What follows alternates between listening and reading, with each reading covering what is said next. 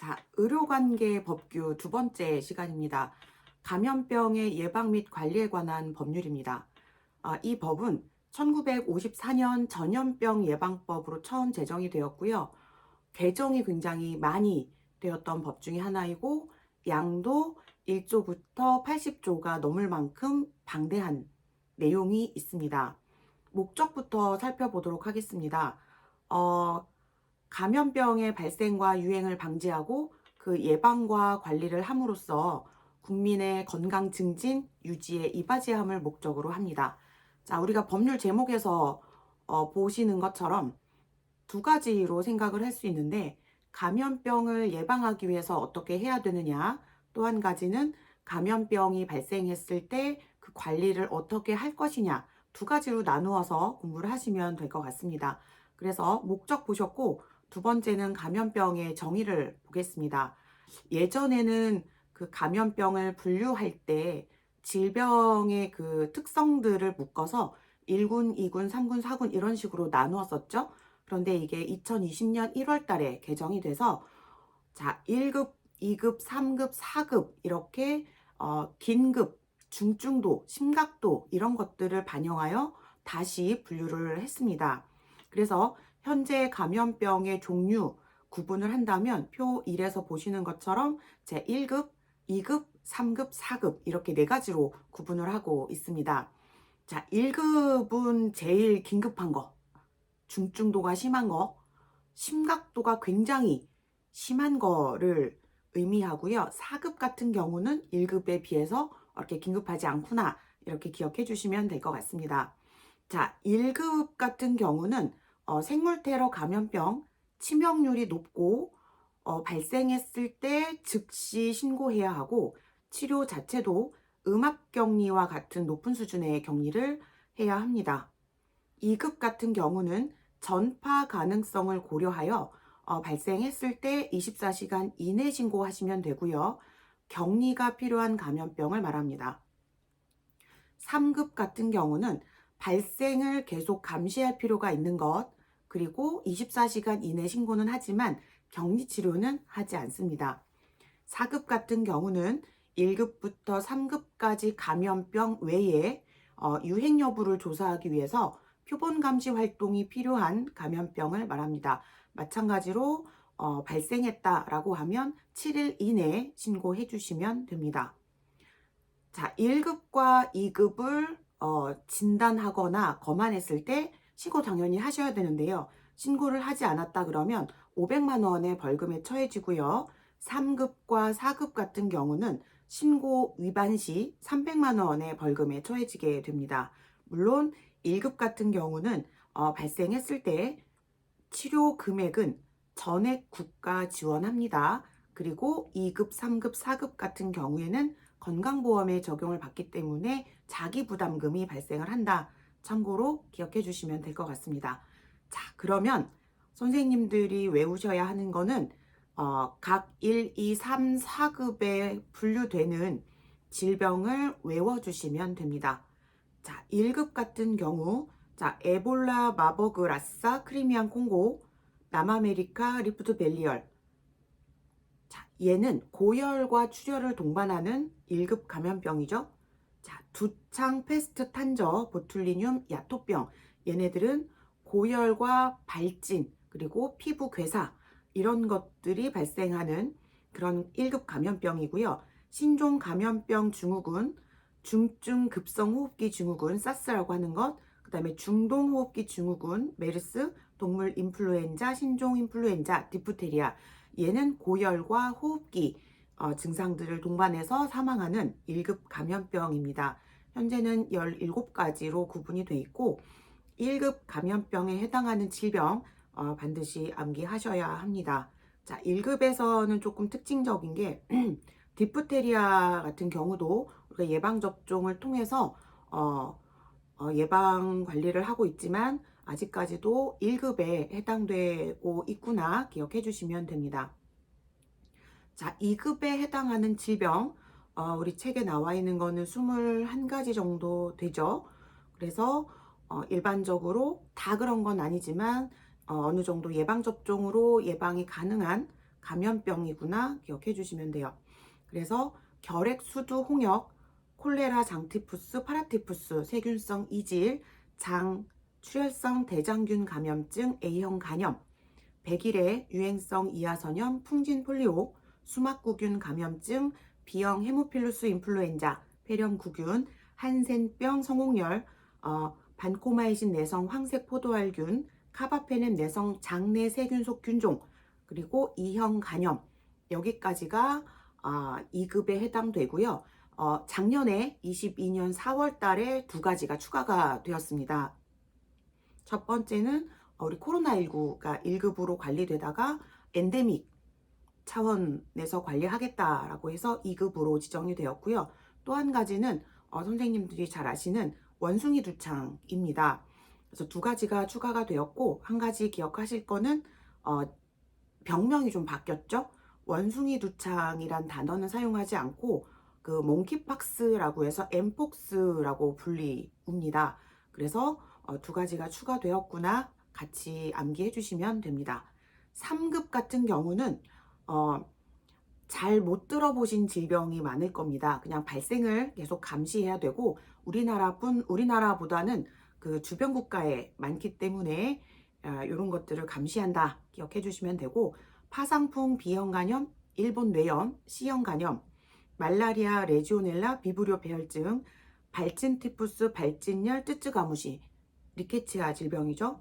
그리고 렙토스피라 브루셀라 공수병, 신증후군, 후천성 면역 결핍증, 크로이즈펠트 야곱, 그리고 변종, 황열, 댕기열, 큐열, 웨스트나일, 라임병, 진드기 매개체 뇌염, 유비저, 치쿤구니아, 중증 열성, 혈소판 감소증, 지카 바이러스, 이런 것들이 3급에 해당하게 됩니다.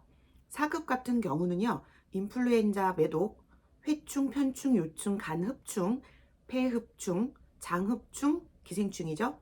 수족구, 인질, 클라미디아, 연성하감, 성기, 단순포진, 첨규, 콘딜롬, 성병이죠. 그리고 반코마이신 내성 장알균, 메치실린 내성, 다제 내성, 그다음에 아시네토박터 바우마니, 의료 관련 감염병이죠. 그리고 장관 감염증, 급성호흡기 감염증, 해외 유입 기생충, 그리고 엔테로바이러스, 사람 유두종 바이러스 해서 4급으로 분류하고 있습니다. 그래서 표 1에 나와 있는 감염병의 특성과 질환은 반드시 암기를 하셔야 한 문제에 나오는 시험 문제를 맞추실 수 있습니다.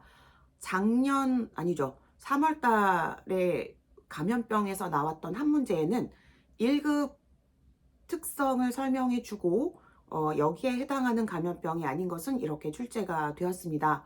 그래서 항상 번갈아 가면서 표 1에서 나오거나 아니면 뒷부분에서 나오거나 하니까 반드시 별딱지 붙여주시고 암기해 주시면 될 것 같습니다. 자, 넘어갑니다. 감염병의 예방 및 관리에 관한 법률에서 나오는 용어 기억하셔야죠. 자, 감염병 환자, 어떤 것을 감염병 환자로 법률에서 정의를 하느냐라고 하면, 감염병의 병원체가 인체에 침입하여 증상을 나타내는 사람을 말합니다. 그리고 증상도 나타나야 되고 의사, 치과의사, 한의사의 진단을 받아야 하거나 또는 실험실 검사에서 결론이 병원체가 있구나 확인된 사람을 말합니다. 즉 증상 더하기 검사에서 확인된 자, 이 2가지를 충족했을 때 감염병 환자, 이렇게 정의를 합니다.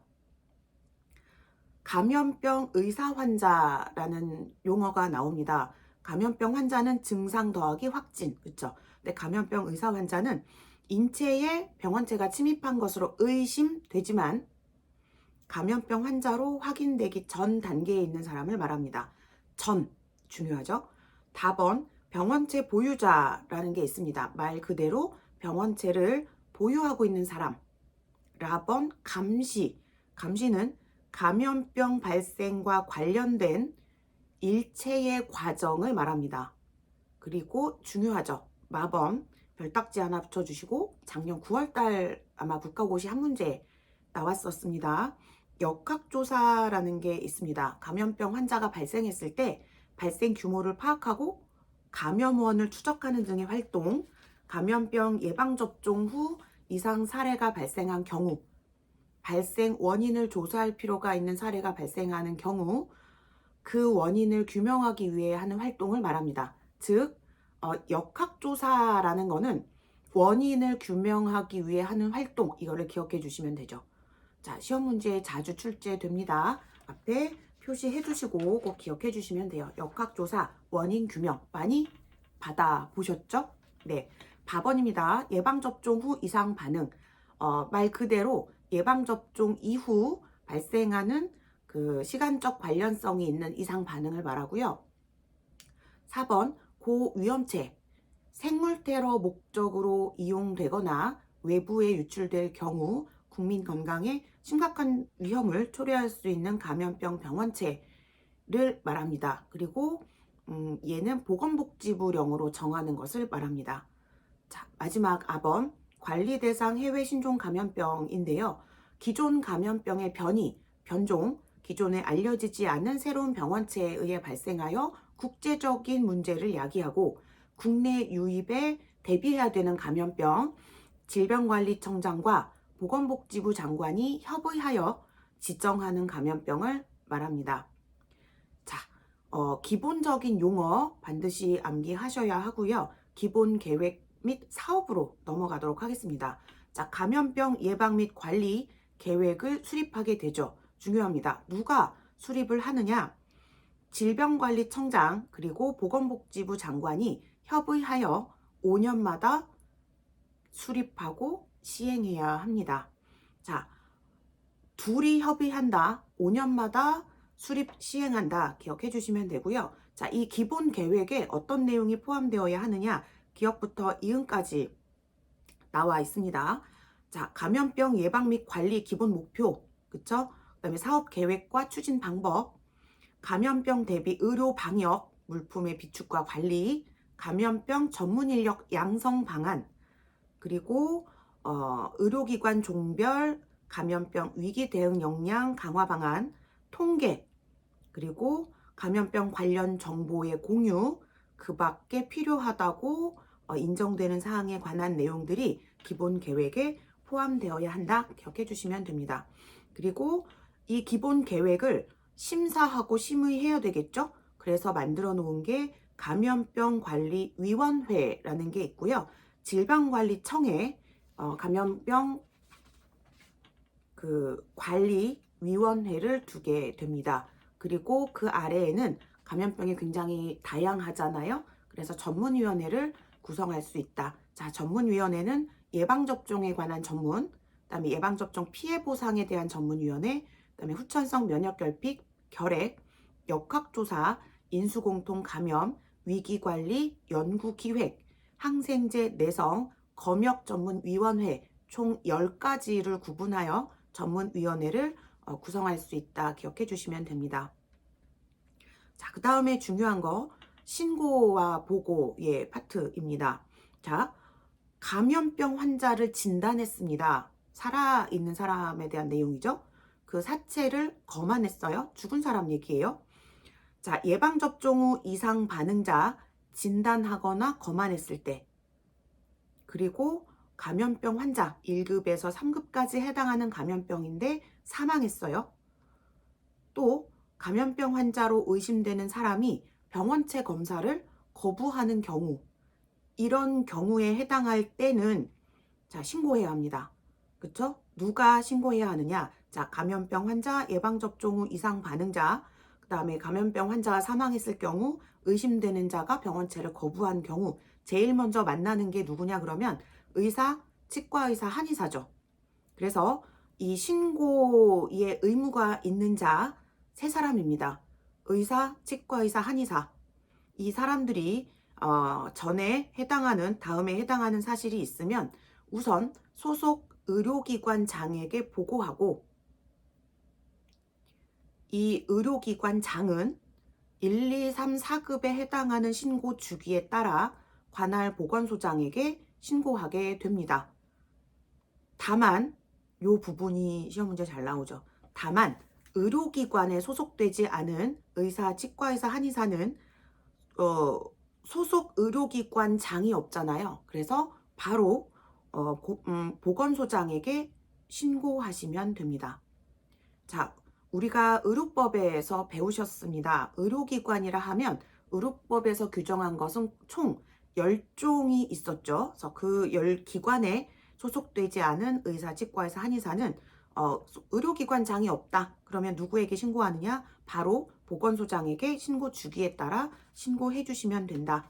자, 기억해 주시면 될 것 같습니다. 자, 감염병 감시 및 역학조사로 넘어가겠습니다.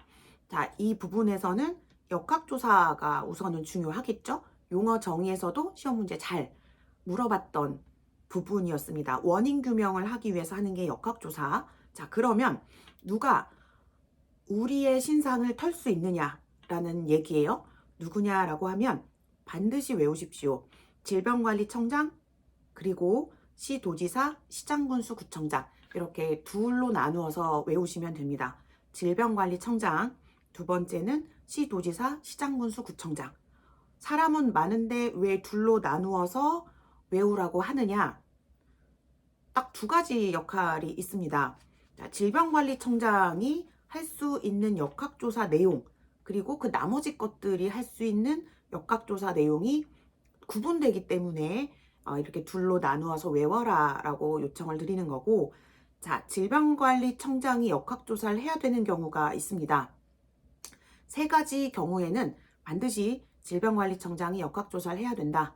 언제냐? 1번, 둘 이상의 시도에서 역학조사가 동시에 필요한 경우, 2개 이상 시도에 걸쳐서 감염병이 발생했단 말이에요.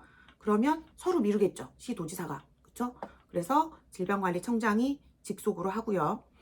감염병 발생 및 유행 여부 또는 예방접종 후 이상 반응에 관한 조사가 긴급히 필요한 경우, 긴급이에요. 밑에 사람한테 시키려면 공문도 만들어야 되고, 그 다음에 내려가야 되고, 시간이 걸리겠죠. 그렇게 시간적 여유를 부릴 상황이 아니다, 긴급이다 라고 할 경우에 질병관리청장이 조사를 하고요. 마지막 세 번째, 시도지사, 아래 것들이 역학조사를 했어요. 불충분하죠. 또는 불가능하다고 판단되는 경우 질병관리청장이 역학조사를 합니다.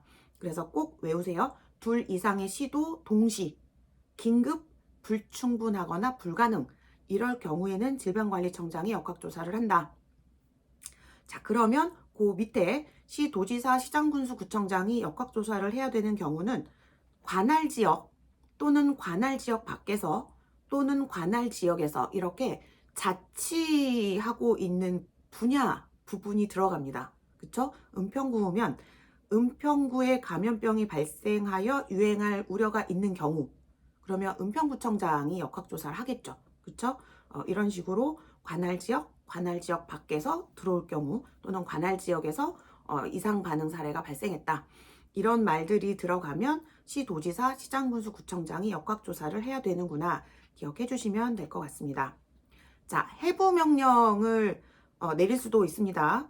자, 감염병으로 사망을 했는데 원인 규명을 해야 하죠.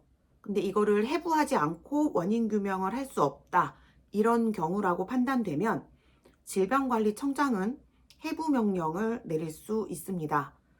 자, 고위험 병원체로 넘어갑니다. 말 그 자체로 병원체인데 고위험이죠. 너무 위험한 거예요. 자, 고위험체, 고병원, 고위험, 병원체, 분리, 분양, 이동 신고해야 합니다. 자, 감염병 환자, 식품, 동식물, 환경으로부터 고위험 병원체를 분리한 자는 지체 없이 질병관리청장에게 신고하셔야 합니다. 위반했을 경우에는 2년 이하의 징역 또는 2천만 원 이하의 벌금에 처해진다. 기억해 주시면 되고요. 자, 고위험 병원체의 반입 허가입니다. 아까는 국내에서 분양을 하는 거였고요. 반입이라고 하는 거는 외국에서 국내로 들어오는 거죠. 자, 이런 고위험 병원체, 예를 들면 탄저균 같은 거 외국에서 국내로 들여올 때는 반드시 허가를 받아야 합니다. 자, 고위험 병원체를 국내로 반입하려는 자는 질병관리청장의 허가를 받아야 합니다. 자, 고위험 병원체 분리 분양 이동하는 거, 그리고 그거는 신고였죠. 반입할 때는 허가를 받아야 합니다. 허가를 받지 않고 비밀리에 들여왔는데 딱 걸렸다. 이럴 경우엔 감염병 예방법 최고의 벌칙에 처해집니다. 5년 이하의 징역 또는 5천만 원 이하의 벌금형에 처해진다. 자, 의료법하고 비교했을 때 얘는 뭐냐면 그 무면허 의료행위에 해당하는 그런 형벌이죠. 그래서 고위험 병원체를 허가받지 않고 국내로 반입한 자 5년 이하 또는 5천만 원 이하의 벌금형에 처해진다. 이렇게 기억해 두시면 됩니다. 자, 그리고 우리가 감염병을 예방하기 위해서 가장 손쉽게 할 수 있는 게 바로 예방접종이죠. 그래서 6번 예방접종으로 넘어가도록 하겠습니다. 자, 예방접종에는 크게 두 가지로 나누어집니다. 필수 예방접종과 임시 예방접종이죠. 필수 예방접종, 임시 예방접종 둘 다 누가 해줘야 되느냐라고 하면 기억하십시오. 특별자치도지사, 시장군수, 구청장이 해주어야 합니다. 즉 자치구에서 해줘야 되는 거예요. 필수 예방접종이 뭐냐? 우선 종류를 암기하고 계셔야 합니다. 그래서 필수에 해당하는 게 뭐냐 그러면 디프테리아, 폴리오, 백일의 홍역, 파상풍, 결핵, 비형 간염, 유행성 이하선염, 풍진, 수두, 일본뇌염, B형 헤모필루스 인플루엔자, 폐렴구균, 인플루엔자, A형 간염, 사람 유두종 바이러스 감염증 이렇게 총 16가지로 지정이 되어 있고요. 이거를 다 외워야 합니까? 라고 하면 외우셔야죠. 근데 이게 똑같이 나오죠. 어디 나오냐면 그 아동간호에서 이제 아이들 영아기 때 예방접종 시작하잖아요. 그때 선생님들이 앞으로 외우실 그 예방접종과 동일합니다. 그리고 한 번 더 나오죠. 공중보건에서 우리가 이제 해야 하는 필수 예방접종. 그래서 이렇게 연관지어서 한 번에 다 외워주시면 될 것 같습니다. 요게 22년도 3월달 국가고시에 나왔었죠. 감염병에서 나오는 한 문제. 다음 중 필수 예방접종이 아닌 것은 이렇게 나왔었습니다. 그래서 기본적인 것은 암기하셔야 합니다. 그리고 예방접종을 해줘야 되는 자 누구입니까? 특별자치도지사, 시장군수, 구청장이 해줘야 된다. 같이 기억해 주시면 됩니다. 자, 임시 예방접종은 다 아실 거예요. 필요하다고 판단되는 경우 누가 판단합니까? 그쵸? 특별자치도지사, 시장군수, 구청장이 임시 예방접종을 해줘야 해요. 자, 언제 해야 하느냐? 질병관리청장이 요청했을 경우, 그리고 특별자치도지사, 시장군수, 구청장이 필요하다고 인정하는 경우 임시 예방접종을 하게 됩니다. 어렵게 생각하지 마시고 코로나19 예방접종 생각하시면 됩니다. 계속 예방접종 해라 라고 요청했던 거, 그리고 우리가 접종을 했던 거를 말합니다. 자, 이 임시 예방접종을 하려면 공고를 해야 돼요. 사람들이 알 수 있도록. 그럼 어떤 내용을 공고를 하느냐? 같이 외워주시면 됩니다. 예방접종의 일시, 장소, 종류, 예방접종을 받은 사람의 범위를 정해서 미리 예방접종 공고하셔야 합니다. 그리고 예방접종을 받았을 경우에는 예방접종 증명서를 발급해야 하죠. 누가 발급할 수 있느냐라고 하면 예방접종 시행자 더하기 질병관리청장 이렇게 외워주시면 됩니다. 시행자는 이미 외우셨죠. 특별자치도지사, 시장군수, 구청장 더하기 질병관리청장 이런 사람이 증명서를 발급할 수 있다. 기억해 주시면 됩니다. 자, 예방접종 약품, 백신이죠. 이거를 계획하고 생산을 해야 합니다. 원래는 의약품 제조업자가 질병관리청장에게 매달 생산 보고서 또는 수입 보고서를 제출하게 되죠. 그런데 반대로 질병관리청장이 의약품 제조업자로 하여금 미리 생산할 수 있게 하는 경우가 있습니다. 4가지 경우밖에 없어요. 언제 그렇게 시행할 수 있느냐? 첫 번째, 원료를 외국에서 수입해야 되는 경우. 두 번째, 시범접종에 사용할 목적으로 생산하게 하는 경우. 세 번째, 생산 기간이 6개월 이상 장기 걸릴 경우. 마지막 4번째는 국내 공급이 부족하다고 판단되는 경우에는 질병관리청장이 의약품 제조업자로 하여금 미리 생산할 수 있게 한다. 요 경우를 같이 외워주시면 될 것 같습니다. 자, 여기까지가 감염병의 예방에 관한 부분이고요. 그 다음 부분이 이제 관리에 관한 부분입니다. 자, 감염 전파의 차단 조치예요. 이제 감염병이 발생을 했나 봐요. 그렇죠? 그래서 첫 번째 나온 게 감염병 위기관리 대책을 수립하고 시행해야 합니다. 자, 누가 위기관리 대책을 수립 시행해야 하느냐라고 하면 보건복지부 장관 그리고 질병관리청장입니다. 자, 감염병 위기관리 대책 어떤 내용들이 들어가야 되느냐 그냥 책을 참고해서 보시면 될 것 같고요. 자, 감염병 위기 시에 정보를 공개할 수 있습니다.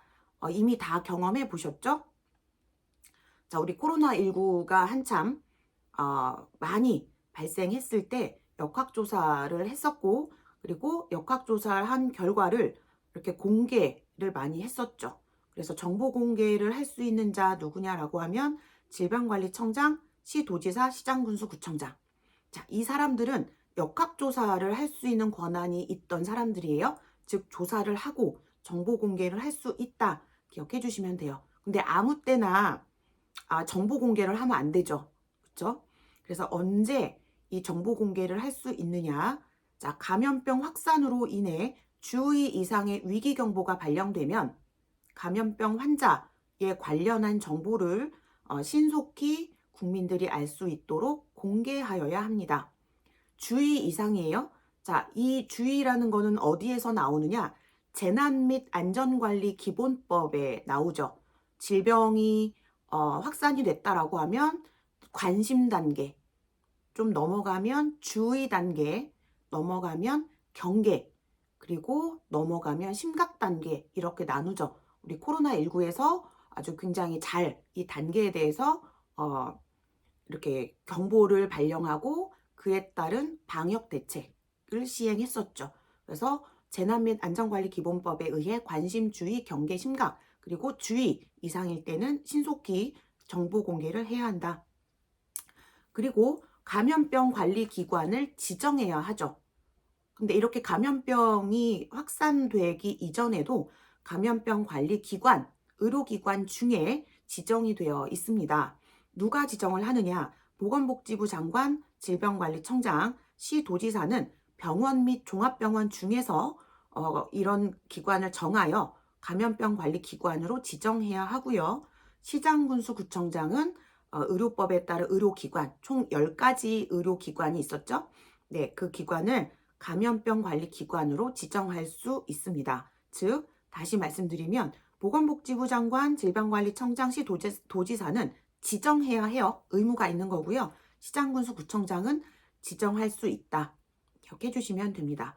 그리고 의료기관에서 다 수용할 수 없을 때 우리 코로나19 환자들이 엄청 많이 대량으로 발생을 했을 때 어떻게 했었냐면 원래 감염병 관리 기관이 아니었는데 지정을 했었죠. 일반 의료기관인데 감염병 코로나 전담 의료기관으로 바꿨었죠. 그리고 격리소, 요양소, 진료소를 설치해서 운영을 했었단 말이에요. 자, 이런 감염병 위기 시 환자가 대량으로 발생했을 때 감염병 관리기관을 설치할 수 있는 자 누구냐라고 하면 감염병 관리기관을 지정할 수 있는 자 동일합니다. 보건복지부 장관, 질병관리청장, 시도지사, 시장군수, 구청장 모두 다 지정할 수 있다. 기억해 주시면 돼요. 자, 감염병 환자의 관리. 자, 코로나19 환자들 어떻게 관리했었는지를 기억해 보시면 돼요. 첫 번째, 중증이다 그러면 입원 치료 했었죠. 두 번째, 경증이다 그러면 자가치료 내지는 의심자 자가치료 했었죠. 자, 그 다음에 좀 경증인 경우에는 시설치료 했었고요. 그리고 증상이 심하지 않은 경우 중증에서 조금 회복이 되었다. 이런 사람들은 일반 의료기관으로 트랜스퍼해서 치료했었습니다. 그래서 감염병 환자의 관리 어떻게 했었느냐? 입원, 자가, 시설치료, 일반 의료기관의 입원 치료 요 4가지를 하게 할 수 있습니다. 자, 그리고 보건복지부 장관, 질병관리청장, 시도지사, 시장군수, 구청장. 자, 이 사람들은 감염병 관리기관을 지정하고 설치할 수 있는 사람들이었는데 중증도가 변화했다. 입원 필요성이 없다.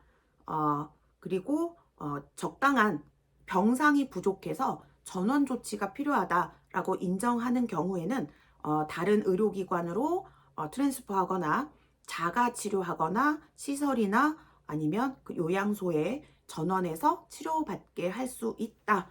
기억해 주시면 될 것 같습니다. 물론 이 감염병 환자의 관리에 순응하지 않고 정당한 사유 없이 거부하는 환자, 자, 1급 같은 경우에는 본인 부담이 없어요. 정부에서 모든 비용을 지원을 하는데 거부할 경우에는 치료에 따른 비용은 전액 본인이 부담하게 됩니다.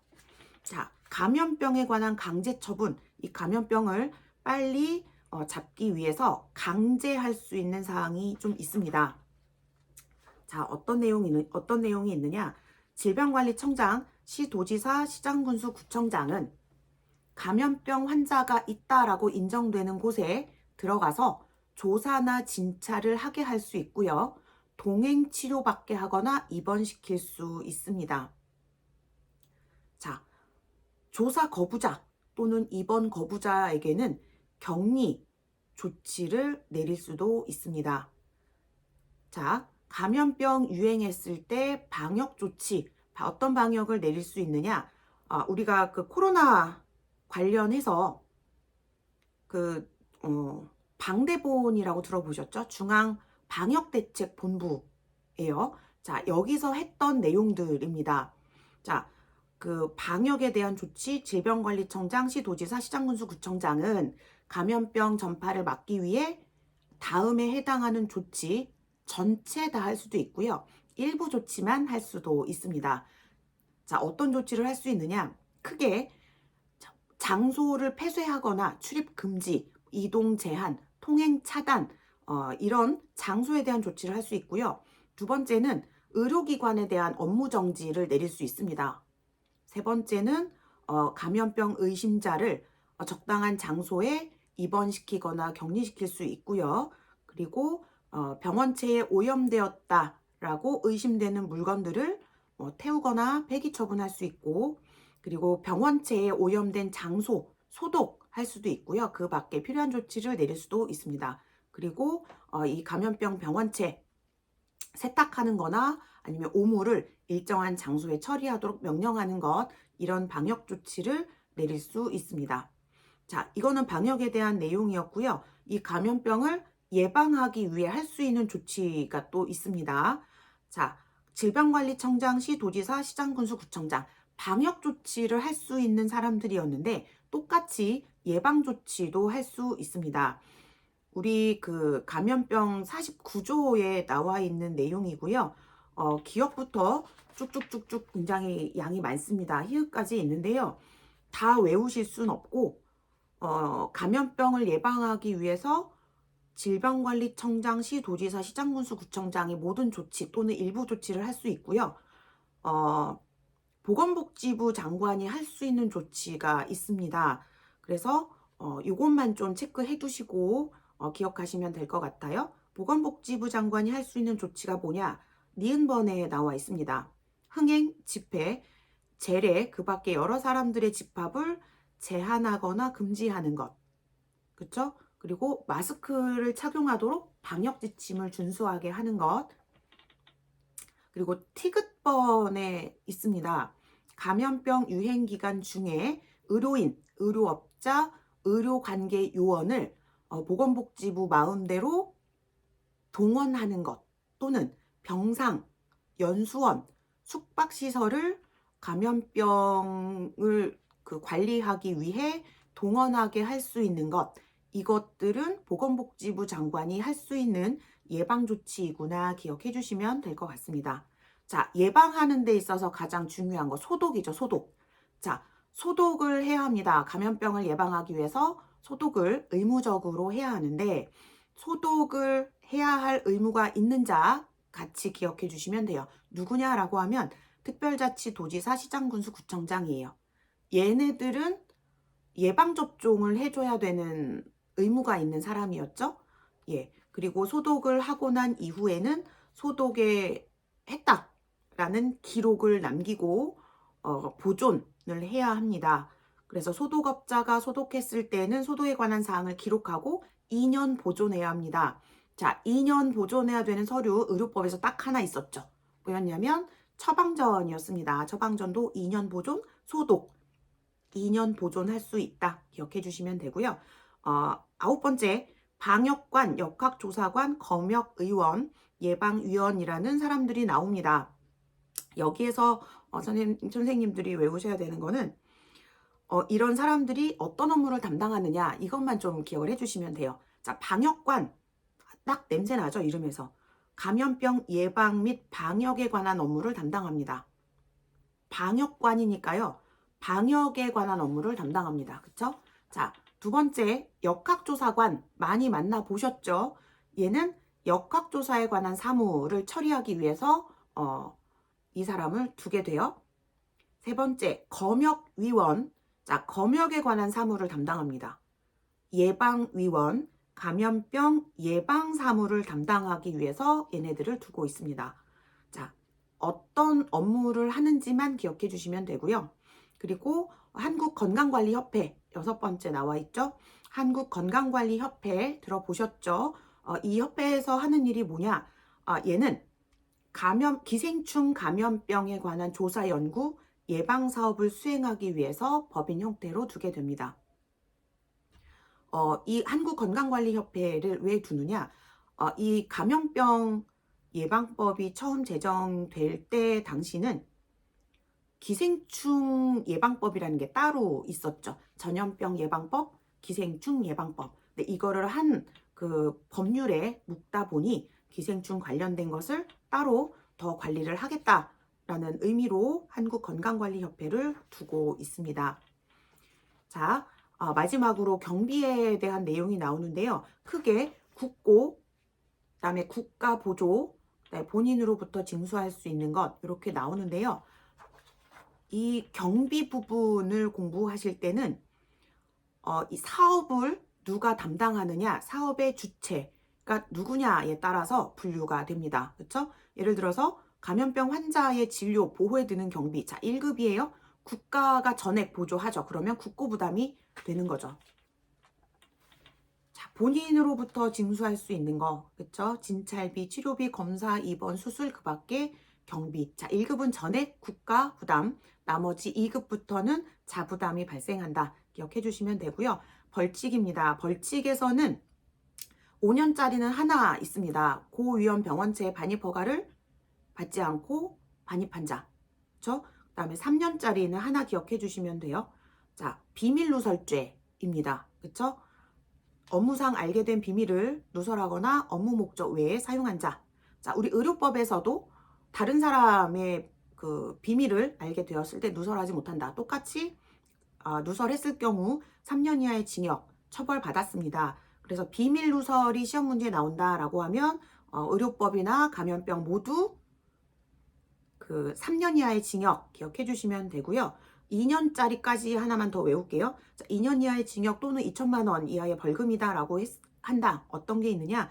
역학조사 거부, 방해, 회피, 거짓 진술, 고의적으로 사실을 은폐, 누락하는 행위를 한 자에 처해집니다. 가끔 우리 뉴스에서도 많이 보셨을 거예요. 코로나 역학조사를 했는데 처음에 한 조사하고 나중에 이제 수사한 결과랑 달라지죠. 그러면 역학조사를 거짓으로 했던 행위에 해당하죠. 그래서 2년 이하의 징역, 2천만 원 이하의 벌금형에 처해진다. 이렇게 5년, 3년, 2년 특징적인 거 하나씩 잡아서 외워주시면 될 것 같습니다. 자, 여기까지가 감염병에 관한 법률이고요. 한 문제 나올 겁니다. 그래서 잘 정리하셔서 한 문제에 맞춰주시면 될 것 같습니다. 자, 물론 책은 한번 정독을 하셔야 되겠지만 제가 말씀드린 거는 그동안 나왔던 빈도수 굉장히 높았던 것만 읽어드렸으니 제가 말씀드린 부분은 반드시 체크해 두시고 암기하시면 될 것 같습니다.